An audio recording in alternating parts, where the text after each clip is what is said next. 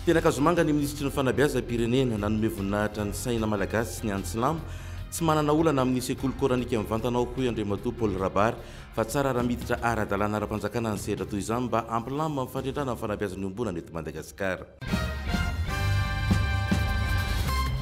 Filoham-pirenena frantsay manomboka izao Andriamatoa Emmanuel Macron resiny tamin'ny isam-bato mifanalavitra mihitsy Ramatoa Marine Le Pen 5.5 isan-jato ny anti-ministra tao anatin'ny fitondran'ny François Hollande ity tsy nahazo afa-tsy 4.5 isan-jato kosa Ramatoa Le Pen.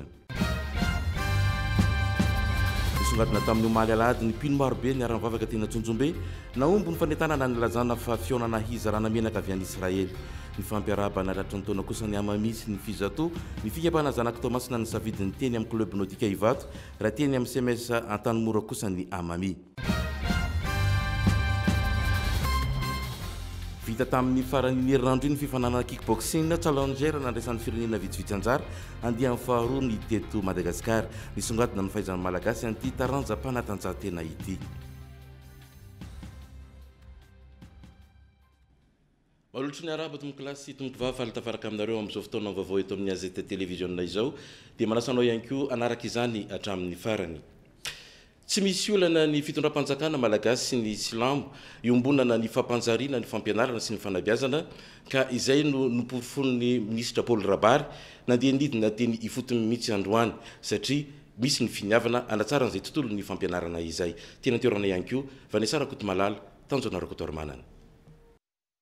Niarana nangatsaina tamin'ireo mpianatra ray aman-dreny ary ny tompon'andraikitry ny sekoly musulman La Sagesse tetsy Kazomanga androany maraina ny ministry ny fanabeazam-pirenena Paul Rabary niaraka tamin'ireo tompon'andraikitry ny sampandrara samihafa avy ao amin'ny ministera ny fanabeazam-pirenena nanomboana ny fitsidiana ny fananganan-tsaina ny arahan'ny rehetra taorian'izay ny fitsiriana ny efitra amin'ny sekoly ary ny zava-dehibe indrindra ny tafany fanaovan'ireo ray aman-dreny ny mpianatra ny tompon'andraikitry ny sekoly La Sagesse ary ny avy amin'ny ministera ny fanabeazam-pirenena. Nisongadina tamin'izany ny fampahafantarana ny mombamomba ny sekoly ka fantatra fa mitombo isa-taona hatrany ny mpianatra ao amin'ity sekoly ity. Tafiditra ao anatin'ny fanaraha-maso amin'ny fanavaozana ny rafi-pampianarana iroson'ny ministera ny fanabeazam-pirenena amin'izao fotoana izao ity fitsidihana nataon'ny ministra Paul Rabary androany ity. C'est dans le cadre de l'assainissement du système éducatif et Madagasikara, du réforme. Ka on a tafiditra ao anatin'izay réforme izay izy hoe tamin'ny herintaona raha nijerevinareo tsara ny fil d'actualité, jerevo tsara ny archive-nareo rehetra fa fanteniny miainga tamin'ilay hoe 600 écoles tsy manana autorisation d'ouverture na tsy mifanaraka amin'izay autorisation d'ouverture ny zavatra ampianarana. Manana autorisation d'ouverture fa tsy manana autorisation d'enseigner. Zay ny tomboana 600 écoles. Fa nareo moa tsy misy any nanao titre an'ilay hoe 600 écoles fermées. Izy rehefa nairana oatra amin'izay satria zay koa ilainareo mpanao gazety ange. Ilainareo mpanao gazety dia mitondra ny vaovao sy mampafantatra ny olona rehetra hoe izao ny zavatra tokony ataonareo ry vahoaka satria ministera mahalala fa misy enjara. Miaina izy amin'izao fotoana izao taoriana ny affaire la croyance izay isorana ihany na ny Facebook na nareo mpanao gazety satria nareo ny mitondra an'izay. Rehefa toetinareo le izy dia hainay le problème dia migérer zany fa tsy hoe cas spécifique izy. Saripady ny sehatry ny fanabeazana hoy ny ministra Paul Rabary ka tokony mifanometanana ny rehetra tamin'izany indrindra ny lazana fa hanolotra tablety 20 ho an'ity sekoly ity ny ministera. Akoatra ity sekoly musulman eto Kazomanga ity mbola misy sekoly 410 hafa koa ao anatin'ny vondrona CRA na ny Centre Rasoul Lakram ka nilazany fa tokony vondrona anaty rafitra iray izy ireo ka ananganana ny Direction nationale des écoles de confession musulman. Zareo reto zareo zao manana 15 écoles institution islamique manana 15 écoles zaka mivondrona amin'izay nareo fotoana izao ananganantsika ny Direction nationale des écoles de confession musulmane.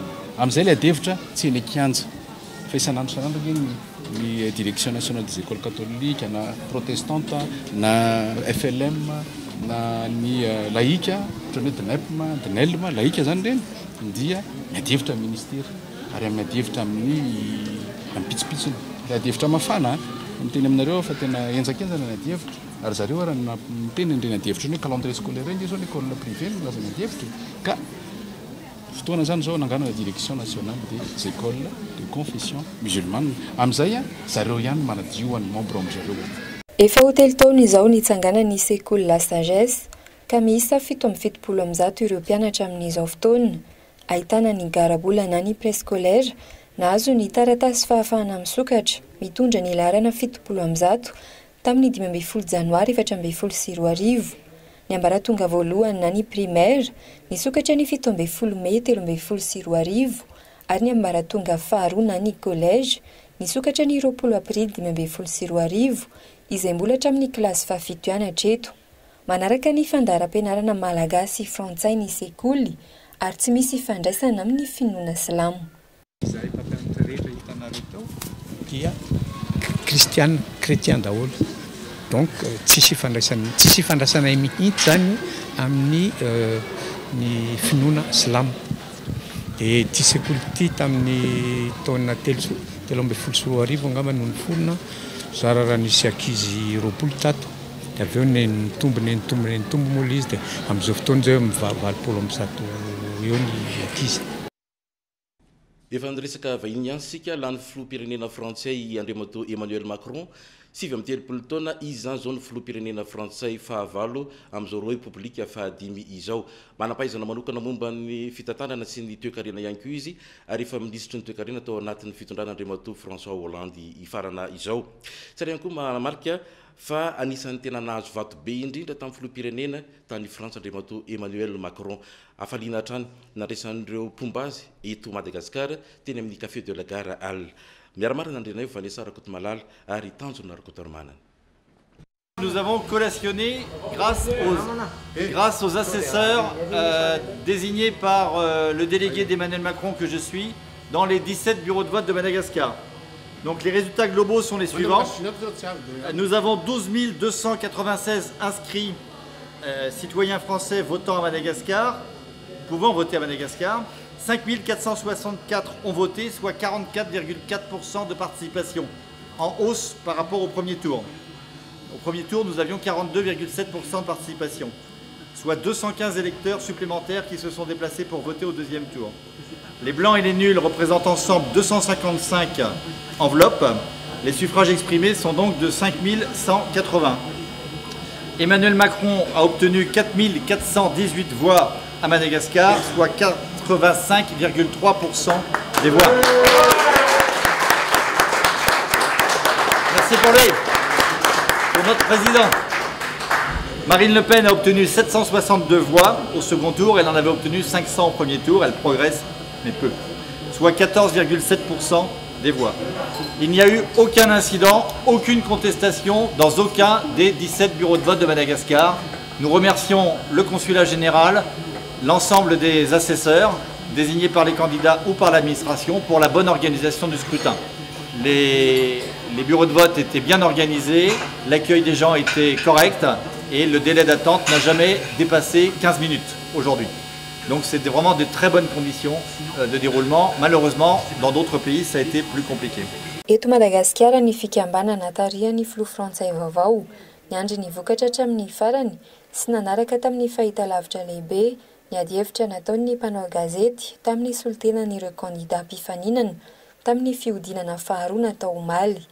Manana ny antony nanohanana azy sy ny andrasana amin'izao fahalan'izao ireo pombazy eto Madagasikara. Pour Emmanuel Macron, là aussi c'est un signe formidable d'espoir et montre bien que les Français de Madagascar, qu'ils soient nationaux, binationaux, ont cette volonté d'être ouverts au monde et ne sont pas tombés dans les pièges du repli identitaire. C'est quelque chose d'extrêmement important pour nous. Et moi, ce qui m'a fait rejoindre Emmanuel Macron dès le début du mouvement En Marche, c'est justement que le débat en France semblait sclérosé à travers ce renoncement identitaire qui était finalement un manque d'ambition pour la France. Et quand on voit aujourd'hui que certains s'autoproclament patriotes ou monopolisent le mot de patriote, je pense qu'être patriote aujourd'hui, c'est avoir de l'ambition pour son pays. Et avoir de l'ambition pour son pays, c'est vouloir que son pays s'affronte et se confronte avec les problèmes du monde, avec la dimension du monde, plutôt que de se replier à travers ses frontières. Je pense que c'est un message d'espoir pour tout le monde, et en particulier pour les jeunes élites du monde entier, des nouvelles frontières du développement, de savoir que la France est là et préfère ouvrir ses universités plutôt que de les fermer ou de s'enfermer à travers ses frontières. Et je pense que ce message-là, il est primordial. Voilà, merci beaucoup. Izay zany amin'iny any Frantsa zany zao manomboka zao tsy François Hollande tsony ny filoham-pirenena frantsay fa andriamato Emmanuel Macron. Vahoaka marobe kosa ny tonga teny Antsonjombe omaly namaly ny antso tamin'ny fiaraha-miombom-bavaka amin'ny izarana menaka avy any Israely. Ny jaliana amin'ny fiaraha-fitaterana nanomboka tamin'ny 7 maraina ka hatramin'ny 7 tanoandro satria saika lasan'ny FVK-FM avokoa ny mpitatitra teto Antananarivo renivohitra. Miara-mandana Andrianaivo, Vanessa Rakotomalala, Tanjona Rakotormanana. Efa tonga tsikelikely tetỳ Antsonjombe vao maraina ireo mpino ao amin'ny FVK-FM. Ny andany ambavy, olon-dehibe, ankizy sy tanora maro. Feno fiara mba moto ny toeram-piatsonana teto. Ankoatry ny avy eto Antananarivo sy ny manodidina, tao ny avolavitra toy ny avy any Antsirabe, Behenjy, hatrany Toamasina. Iboka ny toerana efa nomanina, voaterina sy nafana mampifisampeo ivelan'izany, nafahany hafa ny aino sy nijery tamin'ny fahitalavitra lehibe. Torteny, ny fantoka tamin'ny fampitomboana trano ny finoana, ny fanantenana ary ny fitiavana nataon'ny pasteur Miguel tamin'ny teny frantsay, nadika tamin'ny teny malagasy. Noelanelana ira fiderana, narahana fietsika. Taoriany ny fiangonana Apokalipsy, tariany pasteur Mayol sy ny vahaony oloko, any pasteur Ertina Randriamalala, isan'ny nahavon'ny mpino maro tetỳ Antsonjombe, ity fiantsona nataon'ny fiangonana FVK-FM ity.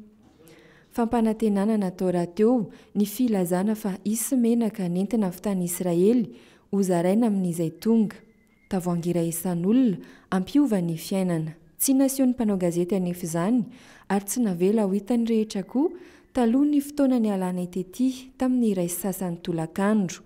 Nambaran'ireo mpikarakara koa fa nanasany lehibe na androm-panjakana toy ny fiadidiana ny filohan'ny Repoblika sy ny Praiministra izy ireo, saingy tsy mbola nisy tonga tetỳ, taoriany mitatao-vovonana ny alanay.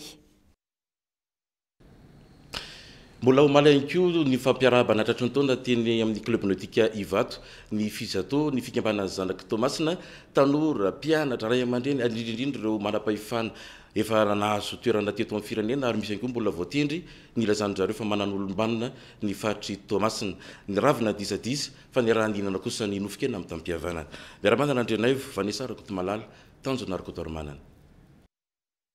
Rovolana sy tapany nanomanana izao, fanao ny fikambanany zanaka Tomasina ny Fionambe, fifampiarabanana hatratry ny taona.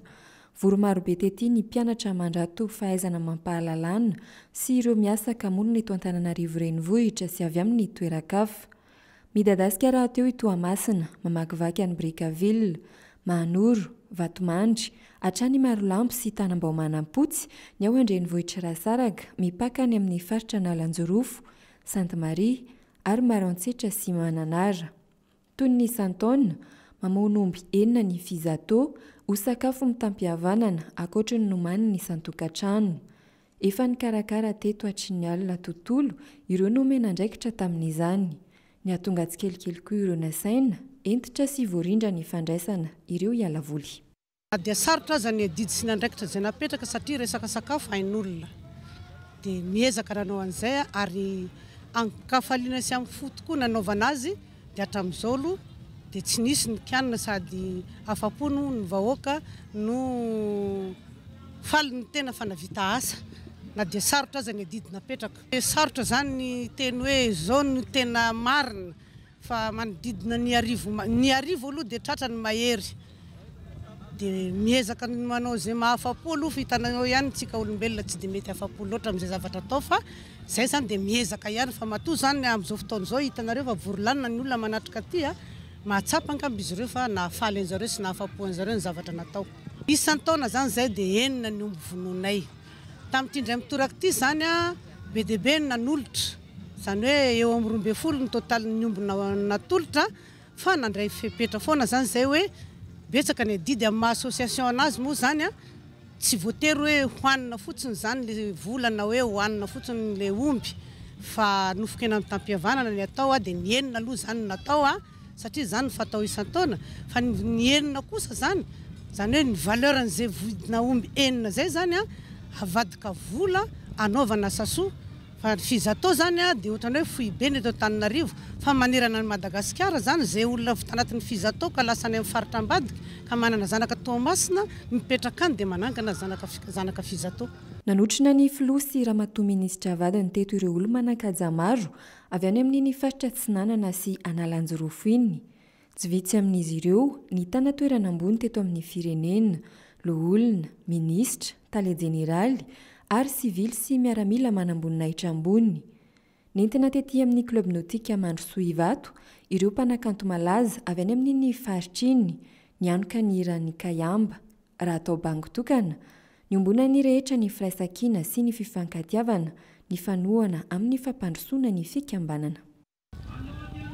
Voalohany aloha dia isaorako ny avindrindra satria araka ilay niteneninao teo hoe totosa tanteraka ity lanonana fankalazana ny taom-baovao na dia efa ty amin'ny volana May aza satria tamin'ny azoma teo raha hitanareo vorolanina feno tanteraka ny tao amin'ny Carlton ary atao everiko fa ny recette sy reny fanomezana nataon'olona maro be efa mihoatra ny amin'ny 3 na 4 ny omby no promesse azonay tao. Izy mo eto dia manazava promesse nataon'ilay olona ny sasany efa nanome vola zay zany efa ny avancé dia reny nita dia androany indray fitsangatsanganana zay nataonay hatramin'izay ihany koa rehefa manao an'ity fety fankalazana ny taom-baovao ty dia vita somatsara ary ny olona lehibe rehetrarehetra avy any amin'ny faritra dia tonga nanotrona satria fankalazana ilay izy dia andro ray toazato ifankahitanay ny firarian-tsoa dia feno ary topoka ny hafaliana izahay rehetrarehetra tena afapo tanteraka ny tenako.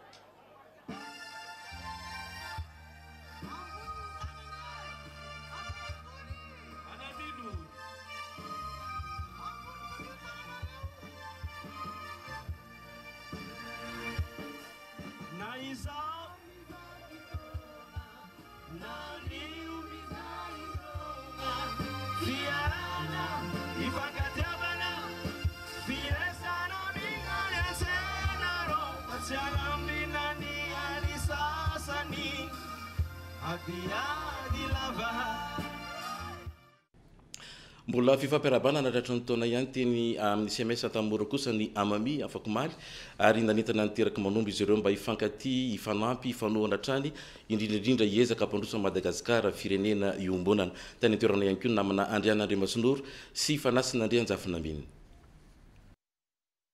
Famondrona ny teraka manombo avy amin'ny faritra Toliara na any toerana na mitady ravinahitra eto Andrenivohitra no antony fifampiarabana na trarana ny taona vaovao 7-20 teny amin'ny CMS Antanimora.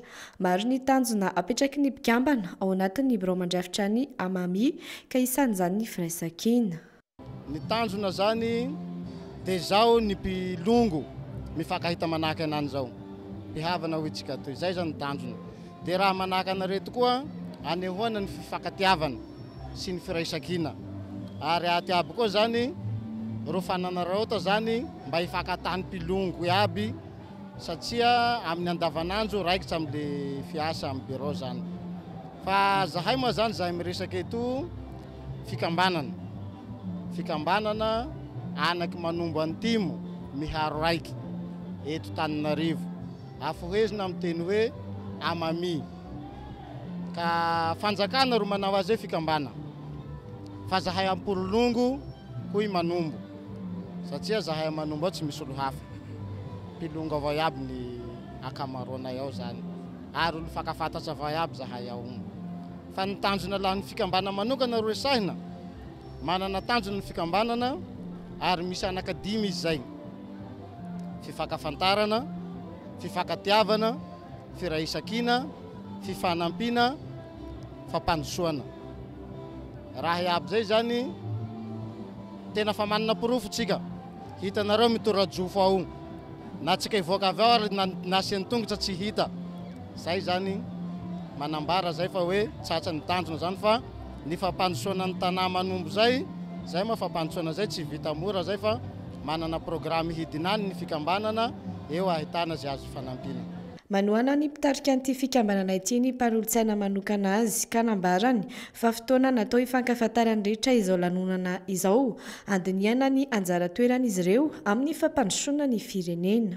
Izy aby zany ny zanaka cadre Manombo miasa aty Antananarivo dia mba hamondrona an'ireo hery ireo satria isaka fampandrosoana moa resahantsika ka tsy maintsy izay mba avaram-pianarana manana ny asa teknikany manana ny fahaiza-manao inona ny zavatra hoentina hampandrosona le tanàna izay daholo zany ny vondrona anay ty fikambanana ity satria raha tsy anatin'ny fikambanana tsy ahavita resaka asa fampandrosoana tsy mora zay mahatonga ny président teo niteny hoe zay zanaky Manombo teraka teto Antananarivo kabetsahana mbola tsy tany toliara mba entanina koa reo zany amin'ity taona ty amin'ny volana août zay no programme ny anteny présidence ny birao mba hidinany sady mitsangatsangana mijery ny zava-misy inona ny tokony hatsaraina satria ny olona mipetraka aty amin'ny renivohitra maro ny zavatra hitany afaka hanarina zay zavatra tsy mety any an-tanàna any arakaraky ny spécialité ny tsirairay